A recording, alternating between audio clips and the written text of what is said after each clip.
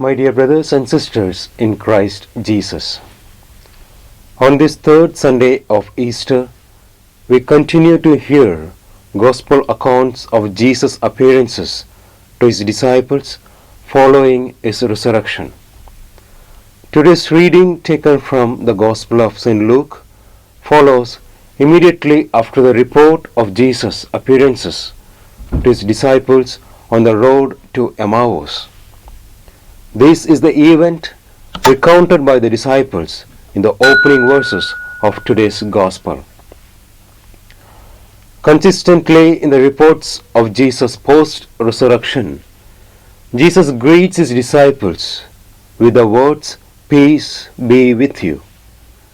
This is a most appropriate greeting.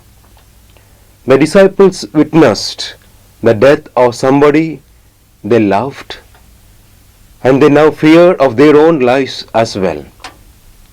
Peace is what they need more than anything else. Jesus often connects this greeting of peace with one another, along with the gift of forgiveness. In today's Gospel, this connection is made in the final verses. Even as they hear Jesus' greetings of peace, the disciples are startled and terrified.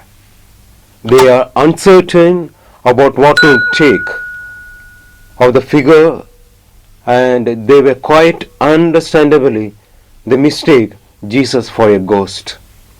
Yet, the figure before them is not a ghost. Jesus invites them to have an experience of his resurrected body with their senses, to look and to touch. The figure before them is a flesh and bone, still bearing the marks of crucifixion. Although the disciples cannot forget his suffering, death, and the burial, peace begins to make root in their heart as their fears turn into joy and amazement. As further proof of his identity and of his resurrected body, Jesus eats with his disciples. The disciples have known Jesus best through the meals that he shared with them.